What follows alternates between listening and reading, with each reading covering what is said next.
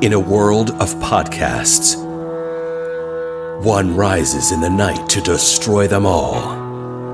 The elder god in an ocean of noise, the Cthulhu of the airwaves. This is Spoiler Country.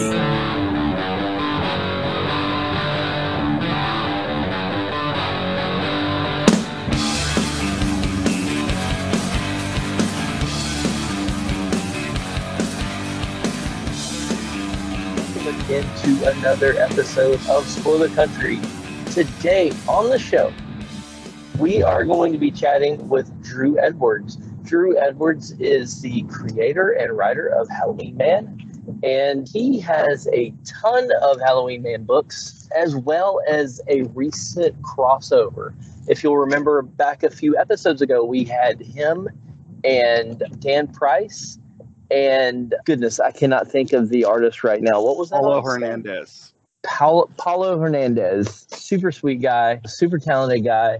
And now we have you on. And man, I'm just glad to talk to you. I understand you're ill right now. Yep. So I'm glad that you're able to at least talk, man. So COVID does not mess around. It is rough. Yeah, it's been kicking both my ass and my wife's ass for the last few days. You know, I had a personal appearance in Dallas that I had to cancel, which was that's a bummer. Disappointing. Yeah, and but I've still managed to get some work done. I actually got the Latex Avenger crossover all over to the printers. I've been working on this Global Comix thing still. It's the world we live in now, unfortunately, with COVID. That honestly, I'm surprised it's taken me this long to catch it. I feel like it's been circling around me, but hopefully we'll get through it. So far, the symptoms have been mild, and hopefully we'll get through it and keep on keeping on. Yes. I will tell you a story off air that it is about COVID, but yes, it's crazy. I hadn't gotten it until I think it was 2 months ago. So 2 years, hunkered down, no cases of it, and then people start relaxing, and then we ended up getting it.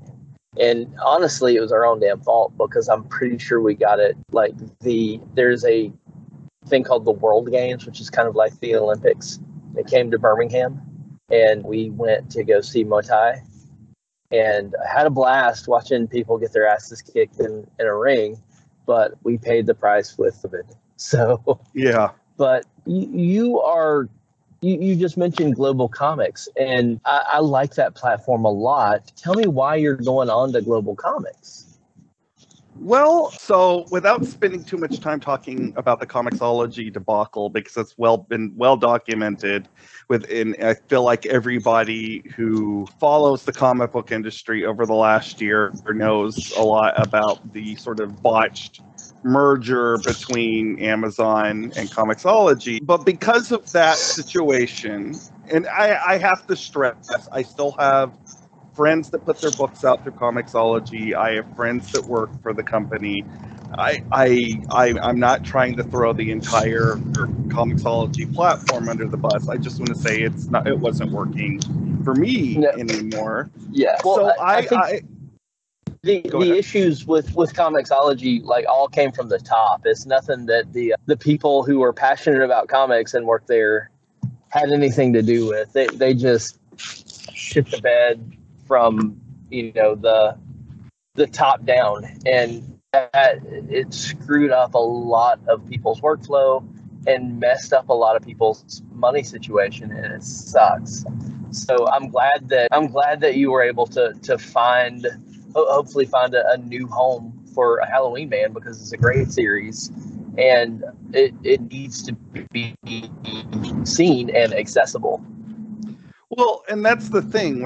I actively started looking for another publisher basically a year ago, because New York Comic Con is this weekend, and that's when I really started headhunting around. I did not go out of my way to go with another digital platform, And point of fact, the Global people actually contacted me initially. And Really?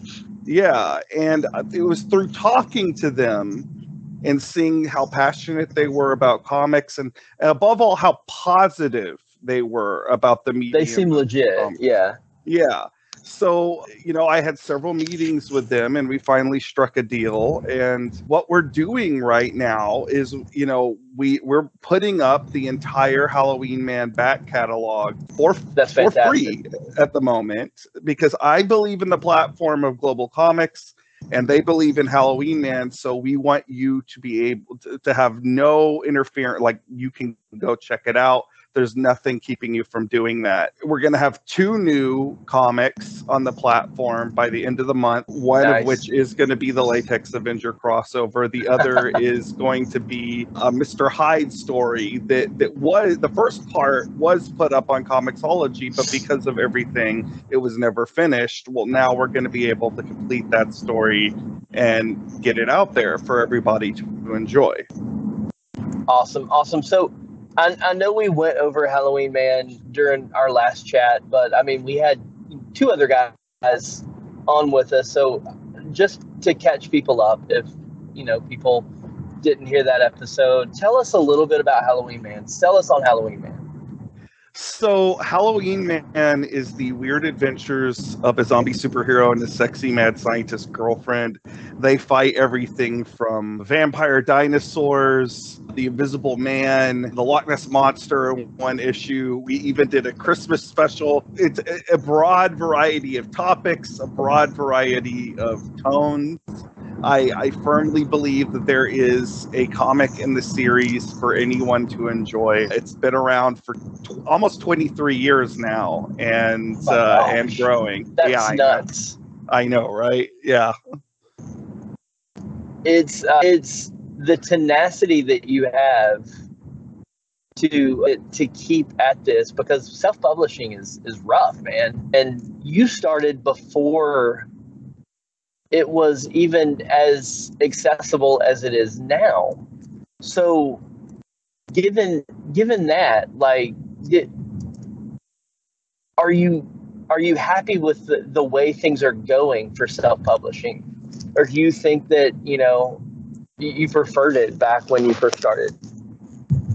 No, I definitely think it's platforms like Global Comix make it a lot easier to reach a lot of people. When I first started out, it was a web comic, and I have always said that if I had gone directly to print, I probably wouldn't have lasted 6 months, because I was somebody in my early 20s with minimal amount of income trying to put out this comic. But nowadays, comics, you have sites like Webtoons, you have Comixology, you have Global Comix, you have all these platforms that you can not only put out a comic in a cost-effective way, but you reach the entire world as your reach. Like, anybody with a cell phone can read your work, and that's wonderful. Yeah, that it really is. So I have another question, just as a creator. Like, you've been writing this guy for 23 years. Where does that passion come from? Is it as easy now as it was when you first started to write a Halloween Man story? Or where do you need to go to get there, to get that inspiration? In some ways, it's easier because I know the characters really well. I will say this, because I've been going through all the old stuff, and I mean, some of it is stuff that is, more than 20 years old. I was very much struck at actually how the characters have grown and changed over the entire, series. Like Halloween Man in those first few issues is very much an abrasive character, and he certainly kind of softened around the edges, probably as I've grown older. I have become a gentler person. I've talked a lot about the trauma I was going through in my 20s when I first started writing, and specifically because of the loss of my twin. And I think that anger that's in the character is more pronounced because I was a more angry person, and it's coming from a raw place. Yeah. And so, I guess I've taken the long way around to answering your question. To get in that character's headspace has always been about exploring where my own headspace is a lot of the time, because the comic is my therapy. It's what motivated me to get out of bed in the morning for a long time. And now I'm able to explore different things at a different stage in my life, which I guess constantly renews my interest in the characters and the universe. That's amazing. Yeah, it's evergreen for me. That's awesome. Are you able to kind of vicariously work through things on the page that you yourself are going through?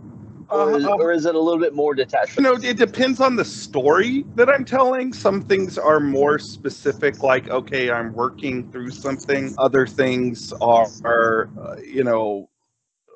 more broad, like, a few years ago, I mentioned the vampire dinosaur thing. Like, I was about to say, I hope you're not having to deal with vampire dinosaurs in real life. Yeah. However, similar, emotions and feelings and, damage that a vampire dinosaur can do can be much like, I don't know, a hurricane that sweeps through or whatever.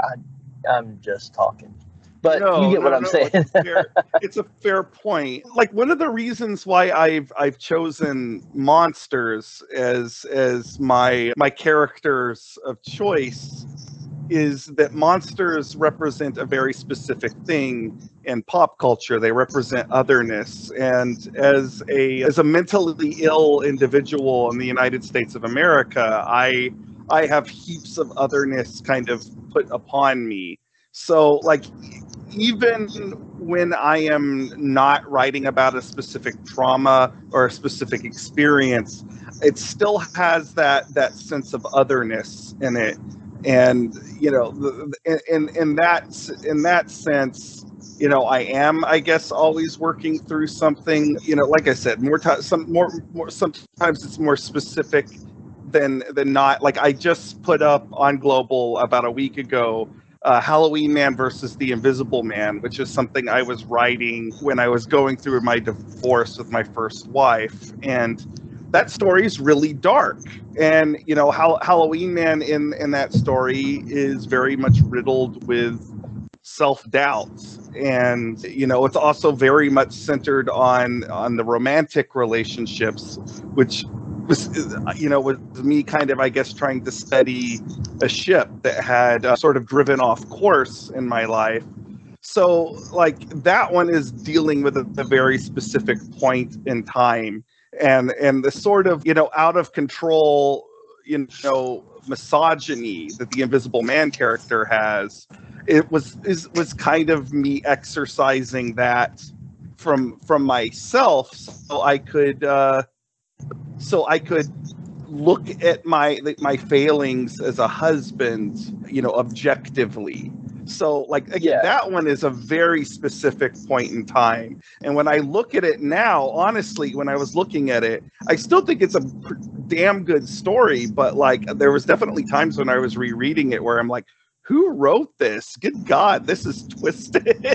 Did it hurt to read that you would be the person that could write something like that was that dark? Hurt isn't the right word, because I'm a big believer that when you're putting something out there in fiction, even if you're working through negative emotions, that's the much more, you creating art and telling stories is a much more productive use of those kind of emotions than actually, verbalizing them, or, in more extreme cases with people acting on them. Yes. I think, by sort of grounding it in a work of art, it was turning it into something that hopefully can help other people, put a face, or in the case of the Invisible Man, a voice, because he's invisible.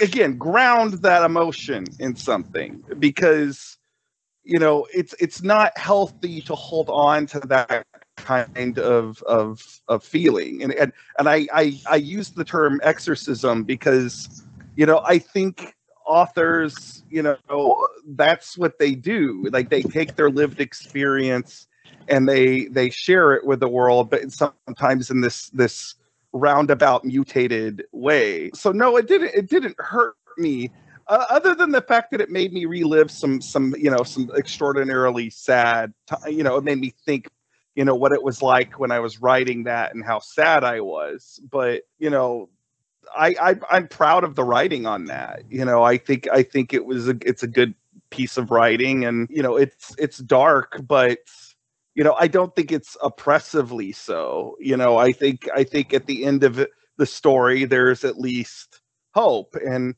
there was hope in my life. I rebuilt. I moved back to Texas. I rebuilt myself, and I found love again. So I think the fact that I ended it on a hopeful note, that's more true to who I am as a person, ultimately. That's awesome. Yeah. And I mean, apparently that exorcism worked, because I mean, you're very much in love with your wife. Yes. And it comes out anytime. It comes out on your social media, and just in your books, just reading through your books, because you have a character that kind of is mirrored after your wife. Yes. And and who I've never met, but she seems like the coolest fucking person on the planet. She is the coolest person on the planet. So it is Halloween season right now, and there's so many things to do to celebrate this season.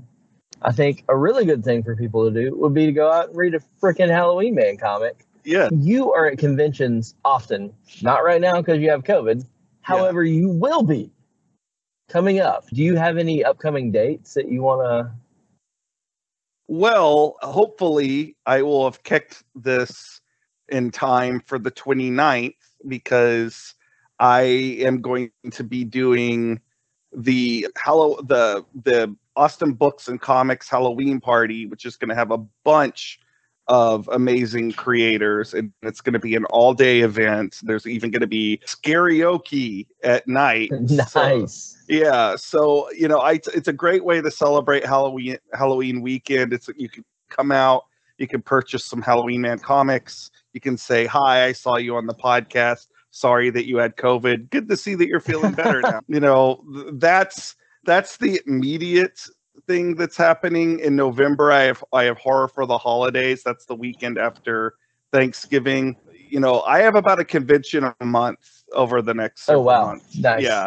So like all the way, I'm already booked all the way into March. So, it's we're hitting it hard next year. So hopefully I will be well enough by the time the end of the month comes around. I have no doubt that I will, because I'm only showing mild symptoms at the moment, but fingers crossed. I hear you. So if somebody were to say want a physical copy of Halloween Man, is there a way for them to order one from you? Do you have a web store or something like that? I do. I have a web store on HalloweenMan.com. Also, you can purchase them through the Indie Planet website, or if our Indiegogo actually from the Latex Avenger crossover is still active, so you can also purchase them through there until the end of the month. Oh, nice. Yeah. Yeah, and that book is so fun, dude. I had a blast looking through what I was able to see of it at the time, and also just reading through your work. Period, like the old going through the back issues of Halloween Man. Time well spent. I had a blast reading it, and I would encourage everyone out there to check it out. Man, I really want to see a Halloween Man action figure. I think that given that he is old enough to rent a car now, Yeah, he should have an action figure eventually. I would love that. Let's put that out into the universe that by 2024 there will be toys, an entire toy line. We'll just start putting that out into the universe. Move over Ninja Turtles. There's a new indie comics toy sensation. Dude, I can see it. I can see it. So just off the cuff, favorite Halloween movie or favorite horror film? Let's see. That's a tough one. Okay, so I'm gonna break this down into separate categories. So classic horror, my favorite horror film would be The Bride of Frankenstein. That's essential, classic, iconic. Movie that scared the bejeebus out of me as a kid is Jaws. Movie that scared the bejeebus out of me. Solid. Jaws. It's classic. Movie that scared the bejeebus out of me as an adult is a movie called Terrified, which you can get on Shudder. It's, I believe, a Brazilian film. Somebody could correct me if I'm wrong. I know it's a foreign language film, but absolutely terrifying. And some cult favorites. I love Jason Lives. I love Evil Dead 2, Ghostbusters, of course. A lot of old 80s waxwork. Lately, I've been enjoying a lot of Hammer horror. I actually have the Hammer version of The Mummy on my TV screen right now. Oh, nice. Yeah, so that's a lot of answers to your question, but there you go. I grew up, my mom had a coffee table book of classic horror movies, and it was just all of these, stills from Bela Lugosi and all like the greats, and pictures like the cat people and stuff like that. It was really, really, anytime I would want to spook myself out, I would flick through it. And it was always really fun. I have no idea why she had that book, because she's not a huge horror fan that I know of, but okay. Hey, it's good that she had it, because it makes for a good story now. Exactly. Yeah. So everyone, Halloween Man, you want to check it out. You want to read this book. He has been at it for a long time. So it's a huge back catalog of stories to read. Do you have anything else that you want to talk about? Just check out Global Comix when you're done checking out Halloween Man on there. Please go and check out other comics on there. Check out Bigfoot Knows Karate, which is also on there. It's a worthwhile platform. It's heavily geared towards indies, so you can spend hours looking at comics on there. I really was skeptical at first of who and what kind of quality books they would have on there, and oh my gosh, I was sorely mistaken, because they really have some bangers on there, yourself included. So I'm super excited that you're on that platform now, man. It's been a pleasure talking to you. I'm so stoked. I want to get you on here again, and we can do this longer, and maybe next time you have another project or something you want to, and hopefully I will not be sick at that point. Oh man. Yeah, at least it doesn't sound like it's in your chest like it was for me, because that was god awful. My primary symptoms have been cold chills, and I'm sweating so much I feel like a wrung out dish towel. So I feel gross, but yeah, I haven't had any of the really terrible symptoms. My poor wife has had a heck of a cough. She's got the brunt of it. Yeah. Well, hang in there, buddy. Get better. And man, I'm so glad we got to talk to you. Everybody, check out Drew Edwards' Halloween Man. And you guys have a good one, man. Thank you, and happy Halloween. Same to you. Spaghetti. And we're back. That's right. We are back. Back in the saddle again. Well, I hope you guys really, really enjoyed that as much as we did making it for you. And if you like what you heard and you want to hear more, you got to go check out spoilerverse.com, because at spoilerverse.com, we have a plethora of amazing directors and artists of all walks of life, and editors and writers, and oh my God, are you a lover of comic books like we are? Then there's so many amazing people from the comic book world over at spoilerverse.com, and I highly implore you to go there and check it out. Yeah, and while you're there, you can check out all the other podcasts on our network, like Bridges and Geekdoms and Funny Book Forensics and Haphazard Adventures and Nerds from the Crypt and so many more. Misery We put out Point Radio. episodes all the time. Go check all of them out, and check out all of the reviews and previews and articles we have going up every single day for you, every day on spoilerverse.com for you to check out and to read and to love and to like and to comment. We have a store link. If you want to help support the site, you can do it two ways. One, go to our Patreon, which is patreon.com/spoilercountry, or go to our store link in the middle of the site there and get a t-shirt, a face mask, a hoodie, something, look fly as hell, and help support the site when you do that, because we get $1 or $2. And, maybe you want to talk to us. If you do, you can do it obviously on all the socials, but if you go to scpod.us/discord, you can join our public Discord server and come chat with us all day long. I couldn't say it better myself, dude. There you go. You just mouthed out a ton of information at once, and really, I hope you guys enjoy what you're hearing, because we're working our butts off to bring it to you. We are. I guess there's only one left thing. Yeah, I'm gonna go with it. There's only one left thing left to do. What's that? In an oceans of podcasts, We are Cthulhu. as Cthulhu compels you to Spaghetti. Open the mind. and read more. Spaghetti.